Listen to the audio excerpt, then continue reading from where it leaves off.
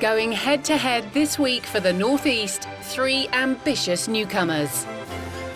Michelin-starred Tim Allen is firmly focused on winning. I need to make sure my dishes are bang on today. They've got to be on the money. But he faces fierce competition in classically trained Minnie Patel. For me to get to the banquet, I'd be so proud. And experimental chef Michael O'Hare. You look like you know what you're doing with them. I absolutely don't.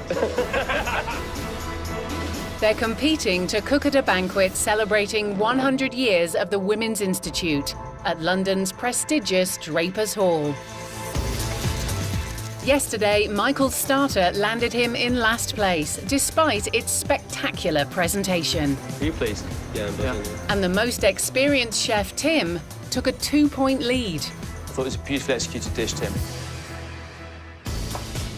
But can he keep up his winning standards today? Yeah, get us 2 more leads, please. Second place Minnie must prove he has the skills to win. There's one ingredient missing in here that I thought you would have. Why is that not there? I don't know, 10 put it in. While Michael is pushing the boundaries again, hoping to win over Marcus. Like with everything, I don't know how Marcus is going to take it. I hope he likes it.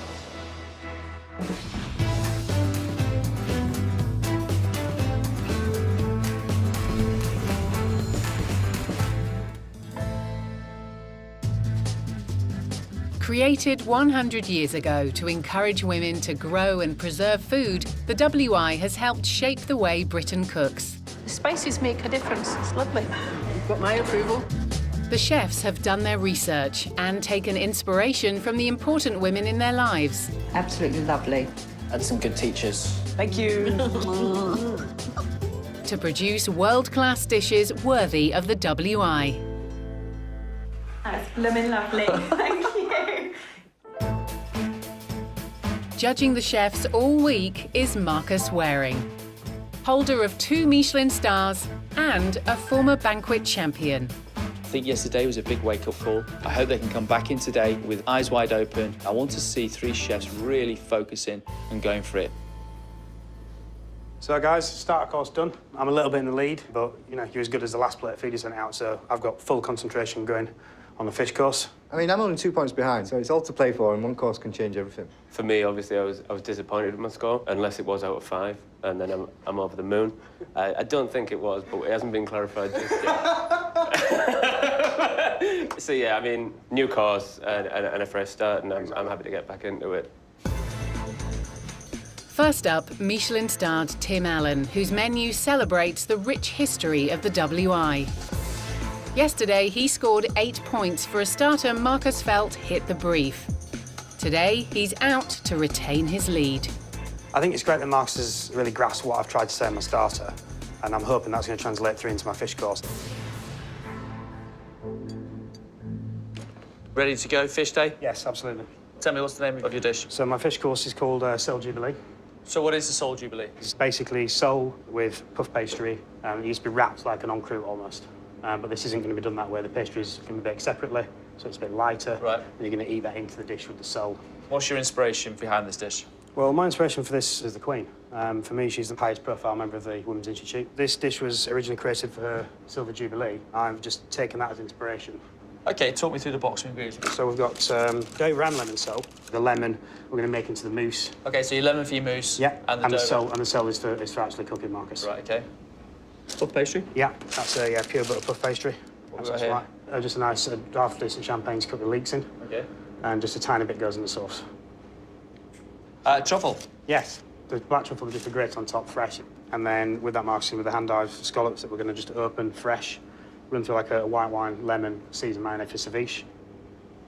I see a postcard. Yeah, there is, yeah. So what's this? That's the Queen there. And, it just shows the connection to the Women's Institute. You wouldn't want to mess with that, lot, would you? Never. This is going to be Tim's version of the Sole Jubilee, full of luxury ingredients. One part of this dish that I'm a little bit uncertain about is the scallop ceviche. I'm intrigued as to where that fits on the plate. Next is newcomer Minnie Patel, whose menu is based on the grow your own and preserving ethos of the WI. Veteran Marcus thought Minnie's starter lacked flavour, scoring it a 6. Today, he's pushing for more. I think for me, to crack out a 9 and a 10 is the ultimate goal right now for the next course. It's just about doing the course the justice that it deserves. So as long as I focus on that, I'll be good. How are you feeling today? Confident. Yeah. What's the name of the dish? Canning saves money. Yep. The Women's Institute were really behind canning in the early parts of the war. What's the inspiration of the dish then, apart from canning? Well, for me, it's my memories. We would go to Scarborough. I had my first prawn cocktail there. Right. That's had a big influence on the dish. Okay. Is it a prawn cocktail? It's a posh prawn cocktail because Okay. it's langoustine. Talk me through it. So I've got these langoustines here, and I'm going to be poaching these lightly and setting them into the actual can with tomato consomme, which I'm going to then add a little bit of gelatin to make a light jelly. And then I'm making a celeriac slaw. And my dressing is like cocktail sauce. Yep. So I'm making a simple mayonnaise recipe, a little bit of tomato, that's the vinegar that I'm going to be using. And then the next element is the salad. So I'm using fresh sea vegetables. Yep. I'm going to be using fresh salad leaves as well. And the salad sits on the side? Yes, that's right. Well, I love prawn cocktail. I'm from a seaside town myself, and I know how to make a good prawn cocktail. Oh, dear me. Minnie's dish is called Canning Saves Money. There's one thing in his sauce that I thought he would have, which would be a little splash of brandy. That was one of the things always in every cocktail sauce recipe. Finally, experimental chef Michael O'Hare. Yesterday, he earned just 4 points for a starter Marcus felt was style over substance. Michael knows his cooking skills must shine through if he's to get back in the competition. For me today, I need to get in that kitchen and cook my fish the way I know I can. I want to execute that dish 100%. I feel like I didn't really do that or do myself justice with my starter, and so it's something that I have planned for today.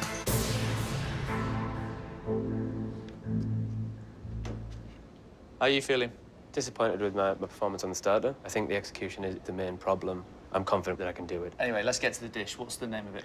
The name of the dish is Emancipation. It's about liberation and equality and equal rights within women, something that early WI members fought hard for, and I wanted to express that with my food. I also wanted to take note of my own landscape, the Northeast, be it dark and industrial, it's humble ingredients, and the most popular fish is fish and chips. You've given me something to now go on. Fish and chips. So now we're getting somewhere with your food. Tell me about the fish. So I'm using some sustainably caught cod. I'm going to cook the cod sous vide and bake it. The sauce, I'll make a stock with the cod, Right. like a dashi, add some tuna dashi to it and give that a really coddy flavour. Crispy potatoes, I don't want to do chips. I'm going to keep it really, really thin potatoes, nice and crispy. And then vinegar powder. I'll mix that with the ink. Ink. It's squid ink, just dried out. And then some gem lettuce, which I'm just going to scorch, just to add a different texture to it. I suppose there's going to be quite an impressive presentation with this dish. I just seem to get this feeling coming. I hope so. I like the idea that he's come up with something a little bit different. I just hope that he remembers who he's cooking for. They may not understand what Michael is all about. So I really want him to take that into consideration. I'm really excited. It's very intriguing. It's time to get cooking.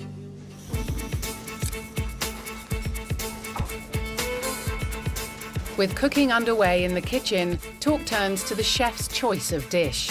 Now, Marcus's favourite fish dish is prawn cocktail. Give you a bit of pressure, or...? I'm thinking about just serving it conventional. I'm having second thoughts already. You got any concerns, or have you got another 8 or 9 in your boat? Oh, I don't know. I need to focus on that and get everything absolutely nailed, you know? Mike, Marcus thought your fish was under-seasoned on the start. You know, you're going to get that on the money this time? Yeah, I think if anything, I might go a little bit over. Fish and chips is something that needs a lot of salt, a lot of vinegar. In last place, Michael knows he must work hard to get back in the competition with his take on fish and chips. Inspired by his industrial hometown and the WI's pioneering support of women's rights, he marinades cod loins in salt and sugar, then vacuum packs to cook sous vide. The starter course was an absolute disaster, so I'm hoping to rectify that and bring myself back into it some more. Next, Michael's take on a Japanese dashi sauce, made from dashi powder, stock, squid ink, and cod skins. It's a very, very interesting flavour. And the idea is to put that back over the fish. Back over the fish just to put in the flavour from the skin, without serving the skin. The stock was very, very bland and lacked a lot of seasoning. You're looking for big flavours in the dashi stock.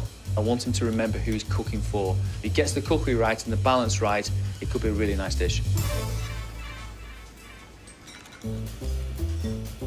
Second-placed Minnie needs a better score today with his canning saves money, a twist on a classic prawn cocktail. He poaches his langoustines and uses mayonnaise, Dijon mustard and cayenne pepper to make his cocktail sauce. There's one ingredient missing in here that I thought you would have, and that's brandy. Why is that not there? I don't know. I didn't put it in. I'll leave you with that thought. You caught me cold, but I am going to rectify it before I plate up an actual servicing. His reaction was a point of, oh yeah, and I don't want to see that in a chef. I want a chef to have thought of everything. That slightly concerns me with Minnie. When do we keep the brandy? Michelin-starred Tim is determined that his take on Soul Jubilee, a dish inspired by the WI's most high-profile member, the Queen, will keep him ahead of his rivals.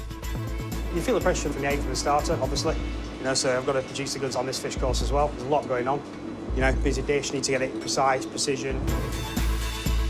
He's doing sole two ways: baked Dover sole fillets and lemon sole mousse. Tim, looks like you've got quite a complex dish. You're going to be all right for time and everything? Yeah, it's not overcomplicated. Just need to get the elements right, you know. Make sure they're all nice, you know. To find out more about the regal WI member who inspired his fish dish and her involvement with the Institute, Tim's meeting Yvonne Brown, chair of the Sandringham WI. I understand that your current president happens to be a rather important lady. Yes, we're very fortunate, privileged and honoured to have Her Majesty the Queen as our president. It's got to be quite amazing. She's been a member for 70 years and she likes coming here to you know, in a relaxed atmosphere where she can talk to ladies, many of whom she's known all her life. And that was the year before last when she came. And then 5 years ago, we had our 90th anniversary, and that was a picture of all the members that was taken.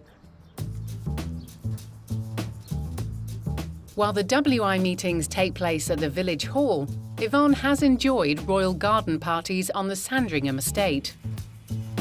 So, Yvonne, doing my research for my menu, for my fish course, I've come across a dish called Soul Jubilee, and I was wondering if you could give me some tips. Well, something that looks beautiful, I think, and also looks appetising, edible, and these are all the things that, of course, the WI are very conscious of. Yvonne has kindly offered Tim her kitchen so he can prepare a sample of his Dover sole dish to see if it's fit for the WI. So, Yvonne, it's the King of the Sea, the Dover sole white truffle. Tell me what you think. Very interesting. Smells delicious. That is wonderful. Can I have some more? Of course you can.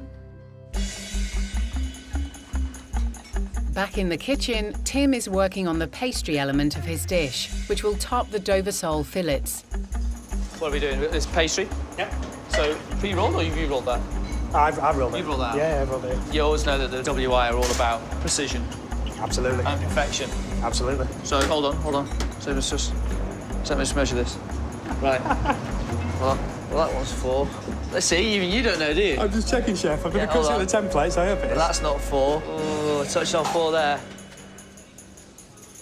I wanted to remind Tim on his first course, if he'd just picked up on those little points of detail, he could have had a 9 or maybe even a 10 on that first course dish, and that's what I want to do. I want him to question every single thing that he does. And if that means measuring a piece of pastry, then so be it. Minnie is out to claw back points with his take on a prawn cocktail. He works on his tomato jelly, which he'll set around his langoustine. Then moves on to his celeriac slaw, folding cured celeriac and mayonnaise into whole grain mustard. I would say that Marcus, being in the kitchen right now, is getting to me a little bit. With plating up approaching, Michael's determined to redeem himself with his version of fish and chips. He chops and shreds potatoes, combines with cooked shallots and deep fries. Like with everything, I don't know how Marcus is going to take it. I hope he likes it. While Tim, hungry to maintain his lead, is doing mushroom 2 ways. Pickled in truffle vinaigrette and in a puree, as well as champagne leeks.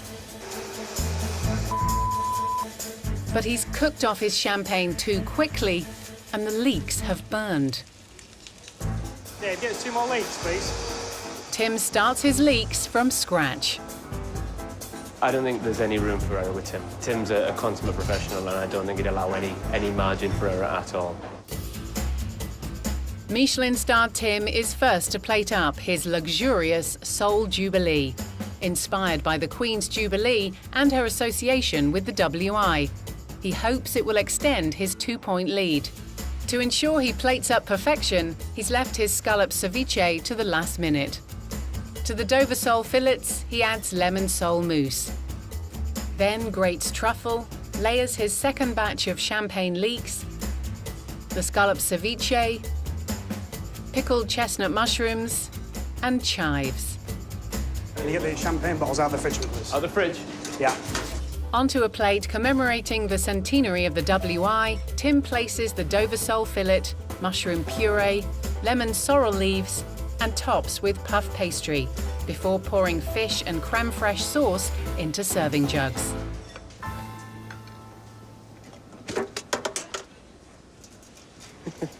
The finishing touch, a crown and champagne. You done? Okay, what do you think, boys? That's the last thing I expected from you.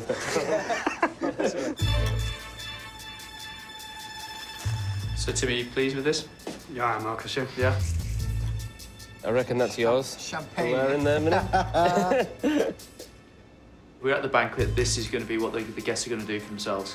Yeah, I think so. I think it'd be quite a nice touch. It's a lot of fun, huh? Yeah, it's a lot of fun. He's put a lot of work into it. Are you happy with the cooking of the dough sole? Yep.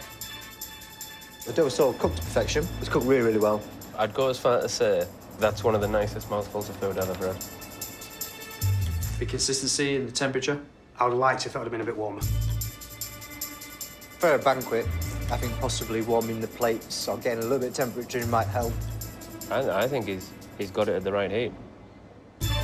What about the bite of the leek? Are you pleased with that texture? Yeah, I am, yeah. The leeks were a nice touch. And the pastry case on the top? I'm being critical. I would like that to have a little bit more flakiness to it. I thought the pastry was really nice. I thought it rose well. Maybe a nicer glaze on it. The ceviche of scallop? Yeah, It's then quite thick, isn't it? And if you go thinner, then why put it on there? Because you're not going to taste it in the dish and feel that texture in the dish. Scallops. It's luxury, luxury, luxury, isn't it? I think that's faultless. What would you mark it? There is a couple of flaws in it. I think maybe an 8. If you were to score this, I'm going to say 10. wow, okay. I'm going to go with a 9.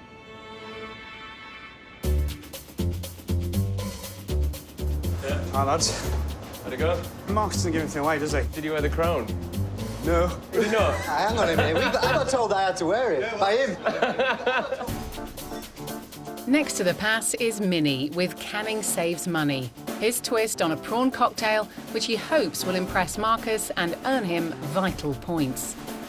Minnie starts by refreshing each piece of his salad and sea vegetables in ice water.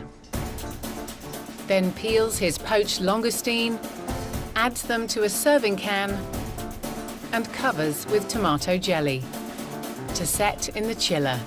Minnie, you're due to be up in 2 minutes. Are you going to be on time? Might just be a minute late here, Marcus.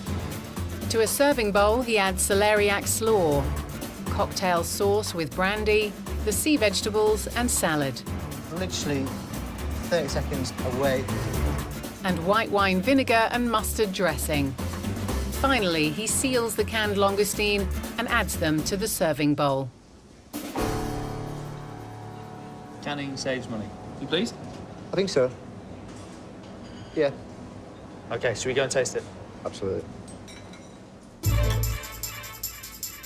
A good day? Yeah, on a cocktail sauce to perfection, I hope. I hope. canning saves money. That's quite. I think that's a nice touch. Any changes there for you? No, I think I've cooked the langoustine pretty well. Yeah, for me, I think the langoutine's cooked beautifully and it's poached really nice. I'd agree with that completely. Yeah. The jelly's set nicely. I'd like to be able to get a bit more of that tomato jelly in there, because when you've got a bit, it's really refreshing and light. One in here, so we've got lots of different salad leaves. Sea vegetables, sea herbs. I like the sea veg in it. The oyster leave's delicious. I'm a big fan of salty fingers. The celeriac slaw, you've got muscle grains going through there. Yes. Hear about the slaw, I think that might be a little bit powerful for some of the stuff. So what about the mayo road sauce there? There's not a lot of sauce in there, but as far as the sauce is concerned, you're happy. Yeah, absolutely. So with the cocktail sauce, Minnie wasn't going to put brandy in it. You should have brandy in there. And prawns. And prawns. Score it for me. I'm going to give it an 8. I think an 8. I'd say an 8 or a 7. I think it hits the brief. Yeah? Boys, How you doing? he doesn't give anything away. He puts seeds of doubt into your mind. I thought I executed that 99.9%. He makes you think 90. You know what I mean? I can go to bed now. One eye open. Where's Marcus?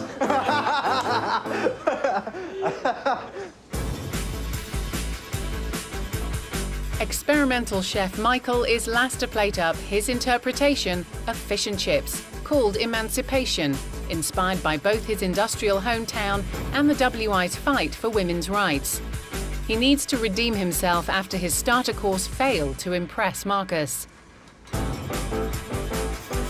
He sprays decorative forced shoots with edible gold paint, then scorches baby gem lettuce in the pan and preps his canvas serving platter, representing the dark industrial landscape of his home near Redcar.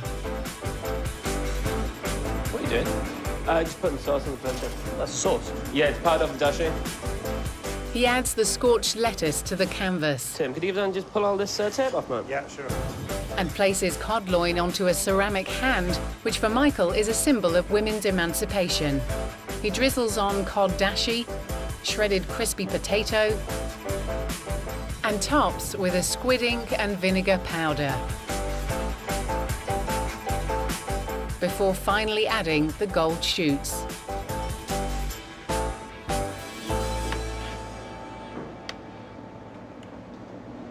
I actually don't know what to say. What's it called? Emancipation. It comes from the Latin ex manus capere, which translated into English is to take out the hand, meaning liberation. What GCC? I thought you had a lot of fun plating it up. It looks like something I've never seen before, but that's not a bad thing. It's very Michael. It's very you. Thank you. It's very unique, isn't it? My silence is I'm stunned. I'm quite happy with that. Should we go and eat it? Yeah, lads.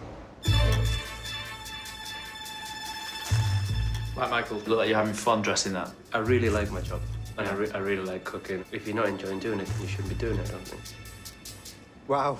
I mean, Wow, wow, and more wow. I won't know whether to hang it up or whether to keep it. Keep it down. But, Do you think the diners at the banquet will understand your dish? In honesty, yeah, maybe that's the one thing that could do knocking up a level. do you think in appearance that they get it, they understand? no, I don't think they will. So let's talk about the cod. Are you happy with the texture of it?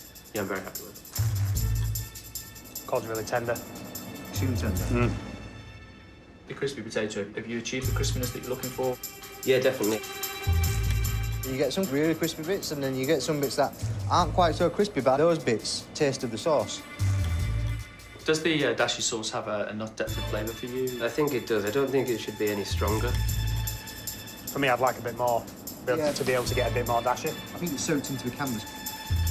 Where does the charred lettuce come into the fish and chip element? With fish and chips, it doesn't. I think there's always a kind of another component when you order your fish and chips. Here we've got baby gem, and he's caramelised it, and I really like it. I quite like the texture, Jim, to be honest.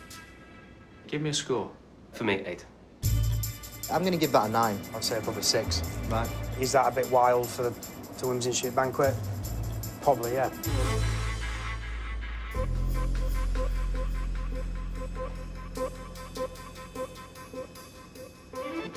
Gents, How'd it go on? Well, I think a lot better. Never know where you stand, but I was happy with it, and I can't do any more than that. It was like a work of art, it really was. Very unique.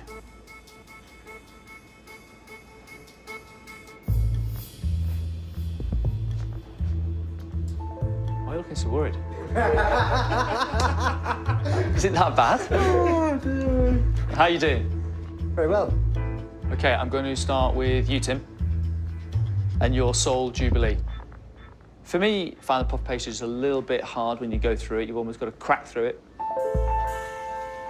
I also agree with your point that the plate could have been served just a little bit warmer. But overall, I thought it was a beautifully presented dish. I loved the crown, little bottle of champagne, and I thought the scallop ceviche was a fantastic addition to the plate. I really, really enjoyed it. Next, Minnie. Your dish, canning saves money. Taking a prawn cocktail is a nice idea, and I can get the connection with the WI. The salad itself was very well thought out. The Mary Rose sauce, I really was pleased that you added the brandy. But for me, I felt that the langoustines were very bland. I felt that the celeriac slaw was too much mustard, and what you had was a burning sensation in the back of your throat. To be honest with you, I felt the dish was incredibly safe. It was a very nice dish. I personally felt a little bit disappointed. Michael, your dish, Emancipation. One of the things I thought when I saw you dressing the canvas, I saw the squidding absorbing into the canvas itself. But I thought the fish was cooked to perfection. I thought the texture of it was brilliant. Dashi sauce worked well. The vinegar powder, again, another good touch. There's one thing I will say. Michael, you shocked me. And I think I certainly will wake up and remember that dish. I thought it was very, very good. Well done. Okay. So, scores. Tim. I'm going to give you a score. I'm going to give you a 9. Minnie? I'm going to give you a 5. I really, really felt you played it safe. Michael?